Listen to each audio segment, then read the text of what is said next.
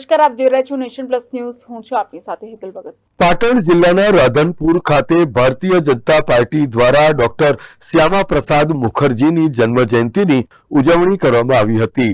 જનસંઘના સ્થાપક ડોક્ટર શ્યામા પ્રસાદ મુખર્જીની જન્મ જયંતિ નિમિત્તે પાટણ જિલ્લાના રાધનપુર ખાતે ભારતીય જનતા પાર્ટીના આગેવાનો અને હોદ્દેદારો દ્વારા દીપ પ્રાગટ્ય કરીને તેમની છબીને ફૂલહાર અર્પણ કરીને શ્રદ્ધાસુમન અર્પણ કરવામાં આવ્યા હતા.